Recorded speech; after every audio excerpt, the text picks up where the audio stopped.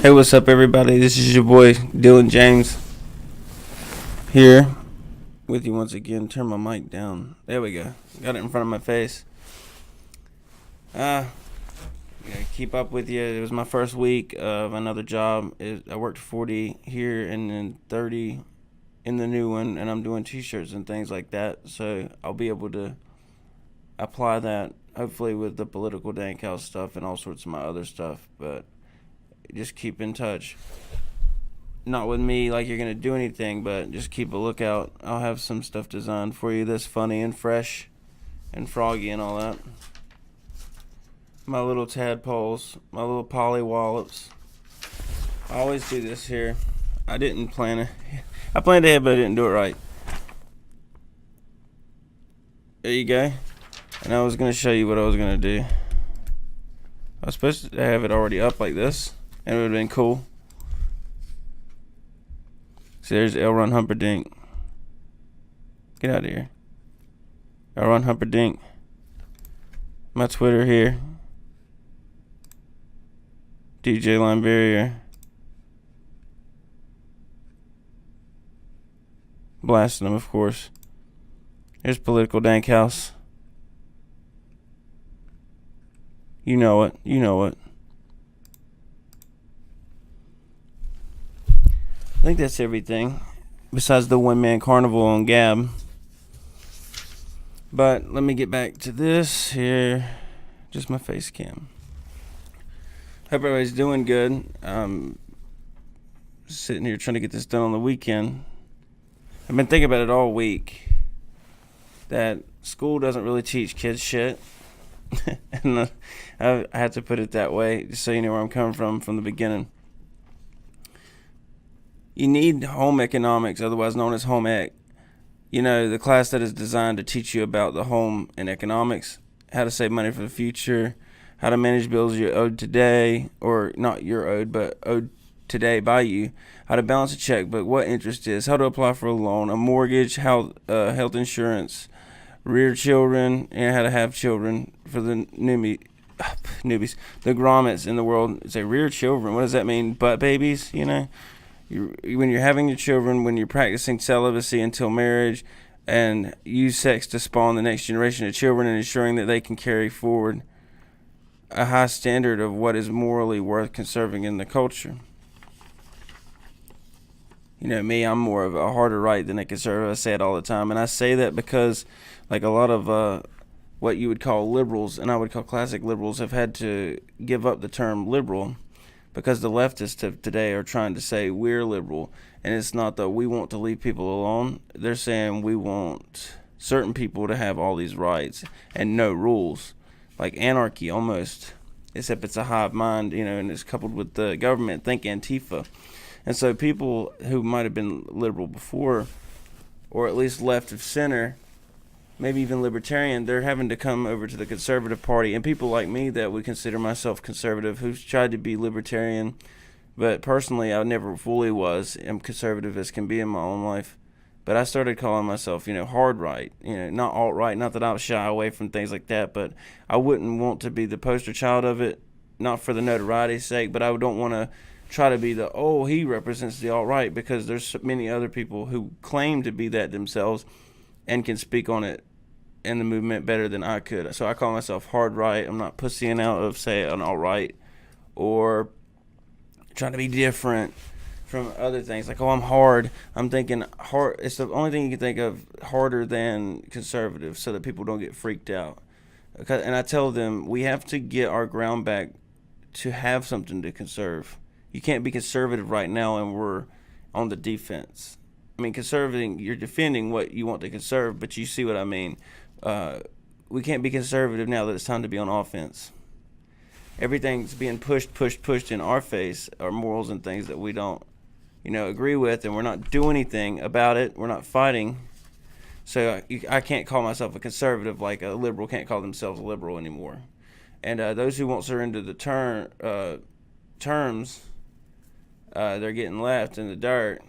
I mean, I have nothing against him, but Tim Pool recently, he seems like the type of person that won't let go of the term liberal.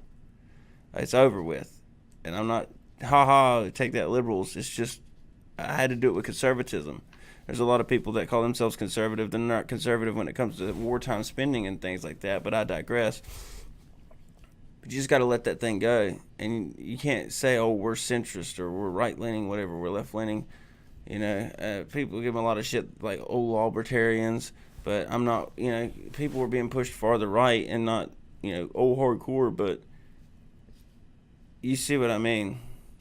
And this all has to do with society as a whole, which it starts, in school because a lot of it's programming. But when you're balancing checkbooks, people say they're outdated, right? But letting them get outdated means you're not fighting the soon-to-be microchip credit card that's coming into your hand. They already do it with places of work, and it's coming. They already have these chips you can put in your animals and your pets to make sure you can find them whenever they run away from home or to get out of their lot. Don't tell me that it won't be made enticing by elites after some kidnapping story that is only news because some agency failed at the highest level, despite underranks alerting them that, hey, there's this guy on the loose, like they do with school shooters all the time.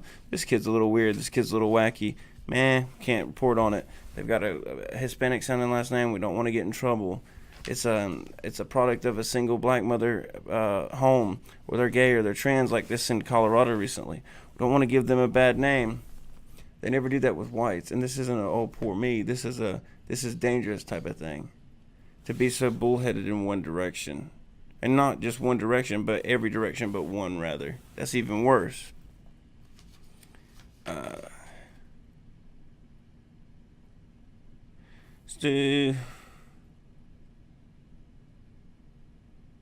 I mean, it's going to be enticing as can be to say, oh, your kids. What happens if your kids are kidnapped? If there's school shooting, don't you want your kids to be able to tell you where they're at, even if they don't have their phone? You'll be able to tell because you'll have this information with a microchip in their hand and blah, blah, blah, blah, blah. And you'll be able to see your vitals and things like that. You think that it's only for the government, your parents to track you? And students should be taught to revere their duties in life and respect their family, which will give them a better chance of carrying that outlook into extended friendships and relationships. They should be taught self-reliance and how to cook, I think, in school. That goes for all humans in school. Not patronizing women. I did my senior project on culinary arts. Dumbasses. It was about utilizing my mentorship in ways of cooking and using it to serve the food to whom it made the most sense to receive it. It was downtrodden people, and not that I'm feeding addiction, but drug addicts, people getting off drugs and things like that. And I thought, it's just rinky-dink, something to, he's cooking. But I tried to use it in a way that was humanitarian in a way. And if you had more things like that, you'd be developing, love, as in not hating, not I'm in love with you type thing, but love for your fellow man. You'd understand human empathy and suffering, things like that. And you'd be taught how to be self-reliant, because if you can serve and give nourishment and cook for other people, you'll be able to do it for yourself by default. Returning to the money management part, I would like for children in the young blossoming adult stage, as they would call it, to be taught how to file their taxes. In high school, as a senior, you're a few months from being out on your own at 18 years old in a lot of people's cases. You are legal by the numerous measures and will be treated like an adult immediately the day it turns to your date, right? Not even, I was born at 6:10 p.m. at night. I don't get it. Everything's when it rolls over, because the government is on the date, that's it. So they don't even wait. You can get fucked up by the government for one mistake in filling out your forms. We all know this. It's so overwhelming. You look at it and you're like, I don't want to mess anything up. I don't understand how this works. Yet they don't teach it, as they push for more codes and higher rates of interest on your labor at the hands of an entity that has the monopoly on brute force, which would be the government. These are the same people who run the outlets of education, by the way.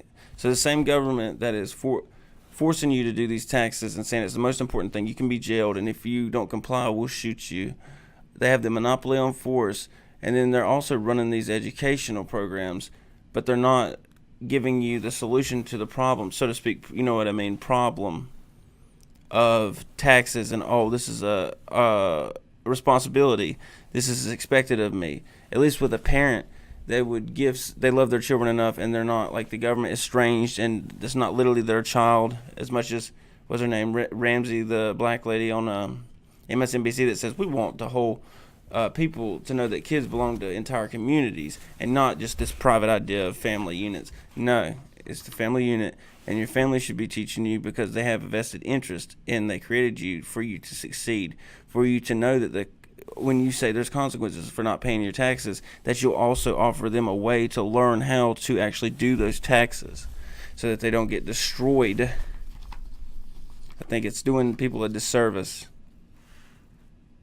And I know that not everybody's going to get their door kicked in, but I'm talking about when they could have saved money, saving them stress, not getting screwed out of having somebody to have to do it that's a specialist, or even knowing where to get help for this someone that specializes in taxes. Sex ed, when it comes to sex ed, I don't think it should be taught in schools in a sense, but marriage and monogamy should be how to raise kids and stay together once you're married. I'm in the camp that treats sex like drugs, in that opposition or showing children, it's like sex is like drugs, in the fact that showing children how to do something that's taboo just to tell them to not do it is proven to work in the opposite of the desired result on numerous people. Kids don't even think about a lot of these things, and it's brought up and saying, before you get to where you care about sex or know what drugs are or whatever, here's how to do it. Now, don't do it. Don't do it. This is how easy it is to get crack. Here's where you can get it. Here's where heroin's at. Look at people share. People even share needles. Isn't that crazy? Now, don't do it.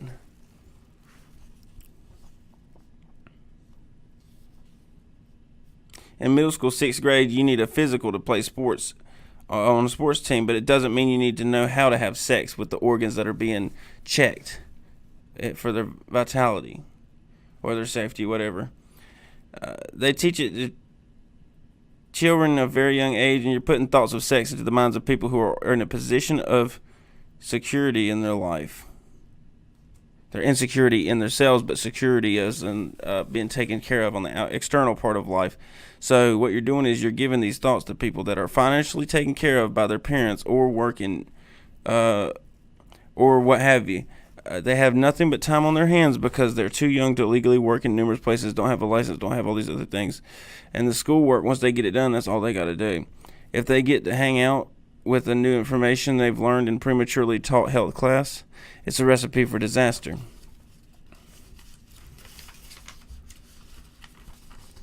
And I think patriotism should be taught in places of study. And what I mean by this is, we seem to have a problem with overloading our boys and girls with homework to keep up with, say, China or other nations, though they won't admit that. To keep up with, say, Israel or China or Russia, or we're trying to outsmart the Germans, and which is fine, but be honest about it. And don't overload our kids to try and keep up with someone who has a system that works, and we haven't figured our system out that works, while we're trying to work more hours instead of how to work harder. We're trying to work harder instead of smarter. I mean, couldn't get it out. So they want us to work harder, but they're not trying to find ways to revamp it to where doing what we would do now is worth even more. Just add more to it. Just add more to it. And you're going to piss kids off and make them not like learning, and it's just a mess. But it's to compete with other countries, and they're not teaching alongside this why America is worth representing. You know, they say we got to be the best, we got to compete, why do we have to compete? Why do we have to butt heads with China? What makes us have to fight China? What makes us not on their side in a sense? What makes us different from our competitors? What is worth representing that we think is better in our work ethic and how it's different from our competitors? I have a problem with how these classes are set up as well. They never have applicable experiments to give hands-on challenges instead of memorizing an equation or an acronym that somebody made or came up with years ago that you have no affiliation with. You can't look at Einstein, who, I'm suspect on, but you can't look at certain things and just say, there you go, get it. You need hands-on for a lot of these things, and at least trades, which I think are more important than quote-unquote knowledge. A lot of young boys are put on Ritalin because they're very active, and the written word problems, among other ways of learning, are boring to them. Males learn through building and engineering and creating, as I mentioned just in the past paragraph. And when this is not allowed, it makes it harder for boys to like what is being taught, and it makes them restless or bored, like it would any kid, really. And instead of incorporating different strokes for different folks, they just take the boys and the girls, really. If, the girls intuitive or bored enough to where, oh, I already know this, or I kind of get this isn't really interesting. Who are bored, and they hop them up on drugs that will alter the mind and remap the circuitry of your brain over time and irreversibly, already at a young age. And you want to talk about them trying to give them gender dysphoria. I'm just as harsh on the medical tyranny that they're pumping your kids full of antidepressants and pay attention medicines, and is remapping their brains eternally. Well, not eternally as much as this life on Earth, rather. It's like this Call of Duty World at War. This school of trying to keep up with China, we just make it harder instead of making our kids smarter. We just make it look like they're learning more at the expense of them not getting anything. But, well, we're trying harder. That doesn't necessarily mean anything. And I say that to tell you this, and all my cool people will know this. It's like Call of Duty World at War.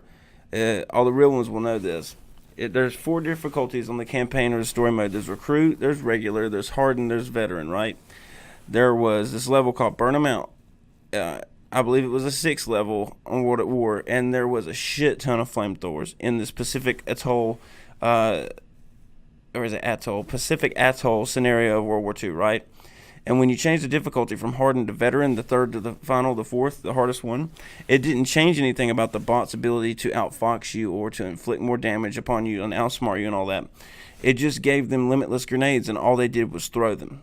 So you never got a chance. You couldn't sit and collect yourself. You couldn't do anything. You couldn't reload. And they didn't have to shoot you. They had to try. And you couldn't focus on shooting them or finishing or getting certain collectibles because you were too busy looking down. Oh, there's a nade. There's another nade. And it wasn't as much difficult as it was annoying. That's how I see school as it is today. More under the administrative governance than the community affiliated with the local school and their involvement therein. All they're doing is adding more to them, like I said, with the grenades. Instead of making something more challenging or more interesting to where you can learn more, you'd want someone to want to learn it. And that's how most people are going to learn things. Most people I teach, if it's music or something, they learn theory and stuff, which is something you wouldn't learn without loving music, because it's a bunch of math crap. And you know how crazy math can be when you're sitting there and don't like it. And so there's a lot of things that people or hobbies that they're good at. They're naturally born to like that, in my opinion, and that's what makes them more, quote-unquote, naturally able to do those things, because they've got a knack for it. And that's how you should have that applied to teaching as well. I hear my coat that I got after a week of working. It's a new job. It's pretty stylish. And I liken a lot of today's teaching methods in school to appeal of a weak Christian pastor. What do I mean by that? For the example, a weak Christian pastor, as in the pastor of a faith, or the Christian faith who is weak himself, not that Christianity is weak as the whole, but a weak Christian pastor. You are there at church like a kid in these schools, right? And you're supposed to be, you're being taught, you're being informed, and you're not being challenged. You're being quoted at, and you're not being talked to, but you're being quoted at. When someone really loves to profess their beliefs of religion or political nature, they design a plan around their thoughts or a particular quote idea to fully convey the message they're trying to drive home. They don't just span definitions at you and hope that you just get it or develop an affinity for that view immediately. All just because somebody said something, right? No hurdles to jump. Nothing to come over, to have to mentally jump over and say, that was a lesson hard learned, or I really needed to focus on that to figure out how to fix that problem, and now I won't forget that thing or when that problem comes up again. Or a building block in your ideology, you won't have to remember, even with like a math formula, you won't have to remember how to subtract and add. You'll be able to do stuff like that very quick by the time you're up in multiplications and you're doing these full equations. You can start worrying on stupid stuff, like variables. People say, oh, letters in math. Oh, God, you can worry about stuff like that because you're not worrying about what was ground into your head because you had experienced it and associated it with trying really hard. And, man, this was something difficult to learn. You'll never forget some of those things that were hard learned. And so there's no hurdles to jump, for someone that's a weak teacher or even a weak pastor, like I'm trying to say. When someone really loves that profession, they'll want people, is what I'm saying. They'll want people to want to learn it, and they'll try to make it easy. Not easy like, here's your homework, you can copy it and paste it and find the answers on the internet, but easy as in how someone makes someone in driver's ed feel comfortable in driving a car. It's not the end of the world. You're not about to wreck. You're not going to kill someone. They're just at ease doing something. And it's better to have them at ease so that when things really happen in life, they'll be able to apply these things that they've learned and not think about it. The same thing with the military, a more extreme example. That's why they're used to being yelled at and waking up and, being spazzed out, is because when the shit actually hits the fan and there's bombs going off and shells and mortars, they don't have time to break down and freak out. They need to be able to communicate quickly.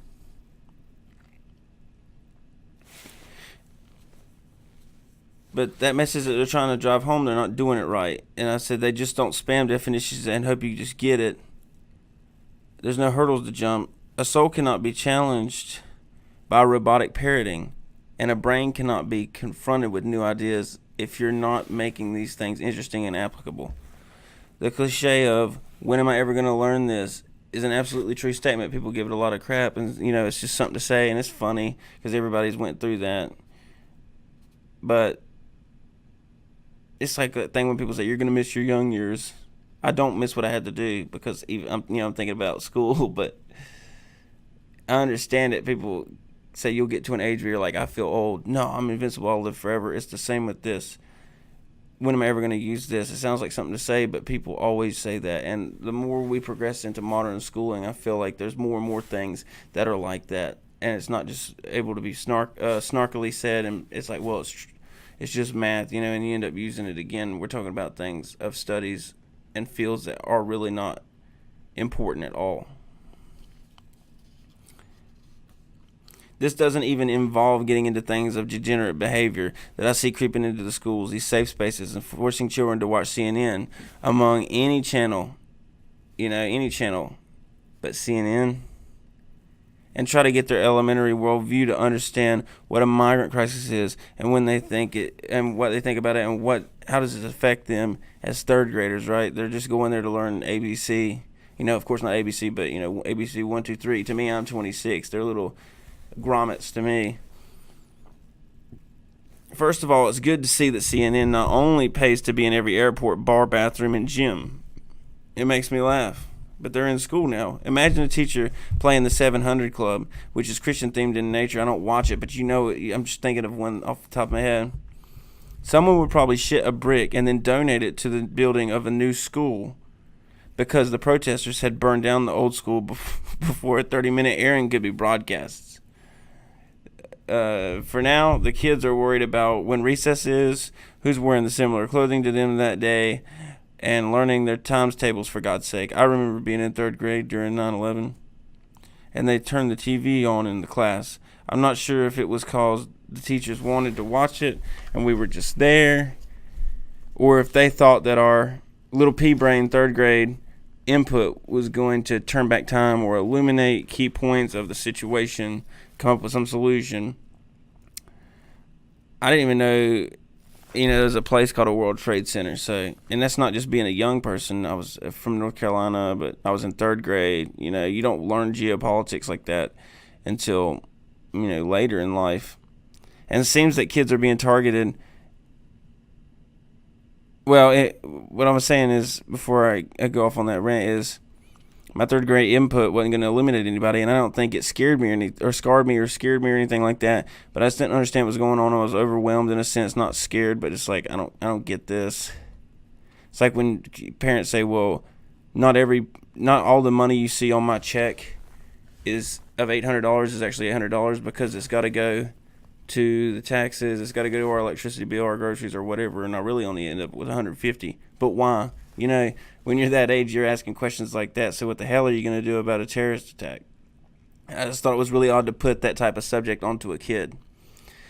And it seems that kids are being targeted in that their childhoods are being stolen from them, and through school especially. They're being pushed to grow up in order to reach 18 at a faster rate and at a younger age. Despite this attempt, they're still babies in the mind when they're of legal age, so reaching that age sooner hasn't helped. And why are they pushing kids to be legal at, almost like acting like 18-year-olds whenever that young? Because by the time they're in college, they're, sucking their thumb and freaking out from all the stuff I've seen. They're making kids worry about the abortion debate or gay marriage or building the wall as a teacher-led discussion. I'm all for kids bringing things up and then being discussed, and I know their parents talk about it and they hear things like that. But schools all around, and I'm talking, and I've taught at colleges too. I have. L. Ron Humperdinck here. It was once instructor L. Ron Humperdinck. Okay. They have etiquette where the teacher instructor does not bring the subject up themselves. That's the thing. So you could talk about it, but the person has to raise it themselves. This allows the teacher to control the narrative of the conversation as well when they bring it up, which is why you're not supposed to do that. Because it makes kids see you as an authority figure, and they know you can stop it, or they assume that you have the authority, since you brought it up, to stop them when they're making a point or even discussing their opinions. You're making kids talk about things that they only know sound bites to, even through Instagram stories and memes and crap like that. And now this, the piece of crap, because it was on Snapchat. Not only do they not only know sound bites too, that, and then just telling them, but not that opinion. You ask them about things they don't understand and don't care about, and then when they try to give you an opinion, you go, yeah, but not that opinion. When they give you an honest third grade answer. That's going to cause them to develop resentment for their classmates and eventually their fellow men when all of school becomes a Hispanic talking about how shitty white people are because they believe in strong borders, then having little white Timmy talk about how he's not a racist and that homes have lockable doors, then get sent to the office and then send Pedro to a safe space, right? It's going to galvanize people. And the same is true with discussions of transsexuality being thrusted upon kids before they're able to look at a driver's license, see the term sex, and not laugh. At that age, they're laughing because they're confusing the act with the card owner's genetic or descriptive makeup. Sex, a male, sex. At that age, you're like, what's sex? I just think of it as the thing, right? You don't understand that. And it used to be called sex. Now it's called gender. Keep up with it. But it's like when people say, why are these kids marching out in the street over gun violence? They don't even have pubes yet. They're not even close to being on guns. Same with voting. People say you used to have to own land, so you had something invested in it. These people are out. They're making kids go out and march, and kids in school, especially at that age, they're like, damn, it's outside. It's almost like recess. If I just pretend that I'm playing, or they'll sit out and chat and talk outside. Do you think they really care about going outside and protesting that crap? Or do you think that they're taking advantage of not having to go to school in an extent or in an instance or so? And so I don't believe in having these conversations at all. But even with something practical, you don't teach someone a skill when they're at the stage of their life where it's a joke to them and they don't appreciate it. Talking about the sex thing and other things. All of this and talk about sex and preference and gender and identity is not a skill to be had. It's not knowledge. Well, it's knowledge, but it's not wisdom. And by trying to white knight and virtue signal to the commissioner and the superintendent harder than Principal Skinner and the Simpsons, you're actually highlighting the kids in the class who are of that identity. If you want to go down that road, you're putting a target on their head and not, you're going to get them, but you're singling them out. It's like, it reminds me of the way Christians handle giving to others. When you help somebody, you don't talk about who you help because you're bringing the person into the light so that people can find out you're, quote unquote, doxing them. and letting the world know that they were in trouble, which could be embarrassing to them, just for the sake of proving that you did that. And it's really a selfish act on yourself, because you're trying to use someone else's suffering just to beat your chest and say, look, I helped him.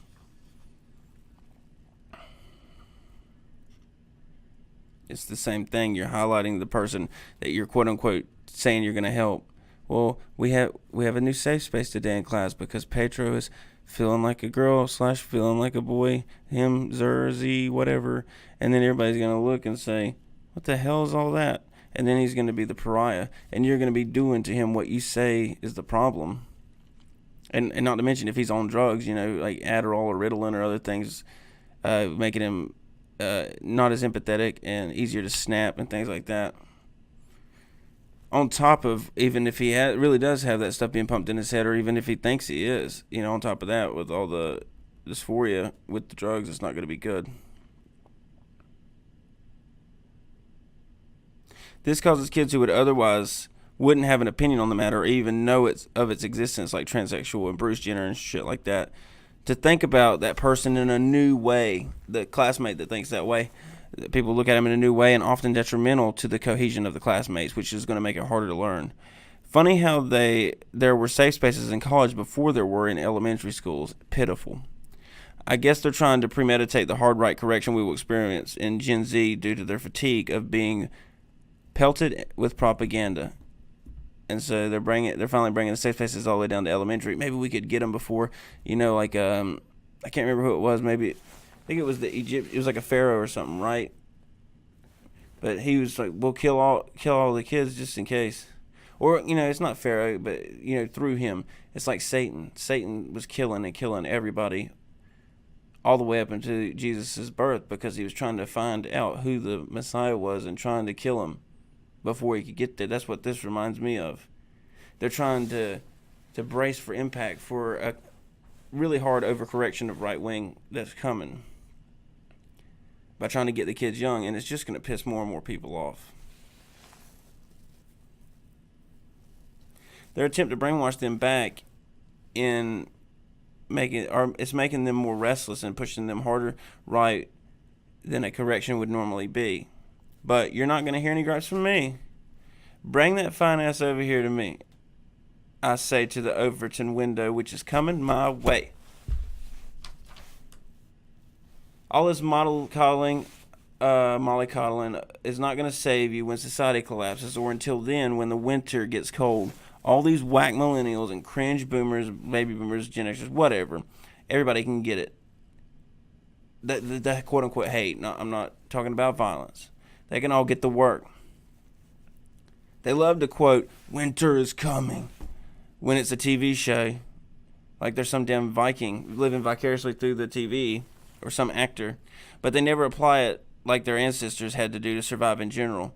They weren't worried about faster internet or the newest iPhone back then. Winter is coming wasn't some damn slogan. It made people tough.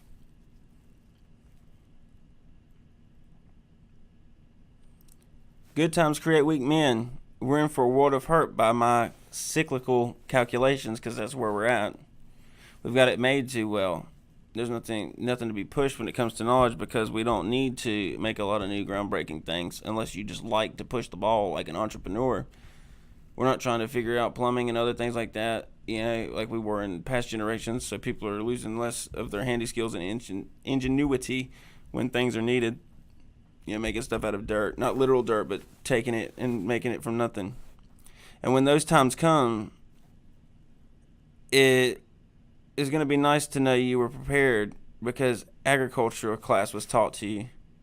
And it taught you how to live off the land and the farm. Shop class taught you how to build a house, or chop wood, or make firewood, or kindling. Home economics taught you how to cook, or even and protect and provide for your family, and what it means to have loyalty to them. In closing, the schools now are nothing more than glorified babysitting meals or babysitter meals, and are rushing kids into adulthood while they're still picking their boogers, teaching them about sexual reproduction before they're over the opposite sex possibly having cooties, and they're pumping them full of dangerous social, racial, and financial classes and not literal classes, but putting them in, Marxist type classes, societal classes. There it is. Which is going to galvanize the classes. The teacher now has to teach multiple ways. Like the country is going to have to govern a bunch of different balkanized factions, right? The way they do now, all this multiculturalism. The teacher is going to have to teach multiple ways to appease the balkanized room instead of their way, and the kids follow their way. And that's all I have to say about that. There's a lot I could say and a lot of stuff I could get into about how they're pushing things in school that I think are detrimental, if not just worthless, but detrimental to society. And I'll get into that maybe in another video, but I want to know what you guys think. You can follow me, Political Danqhouse, here on YouTube. Instagram I'm very active on, for as much as I can now that I'm working all the time. Political Danqhouse. On my Twitter, my personal, at DJ Line Barrier. You can have at political_dank. They cut us off like a tadpole losing its tail. And I noticed they didn't even have the freaking stream up. Look at this. Look at this. There's the L. Ron Humperdinck, see? Political_Danqhouse on Instagram. Here I'm on YouTube. Political Danqhouse. I appreciate all y'all for your constructive criticism. Trying to help me figure out how the mic works and what my sound would be. And equalizing it. My Twitter, personal, at DJ Linebarrier, LINEBARRIER. That's me. And I'm gonna leave this out here. Tell me, guys, what you think about school, and I'm not just coming at it for somebody of, oh, I hate it, but I think it can operate a little better. I think you need more trade schools. I feel the same about universities. I think where it's at is where I learned, in a community college, where there wasn't the uppityness of it and you still had to prove yourself. But that's about all for this. Let me know if there's anything you have to add to the conversation about how we can equip this next generation for the hard times to come. This is Dylan James with Political Danqhouse, and as always, hop to it.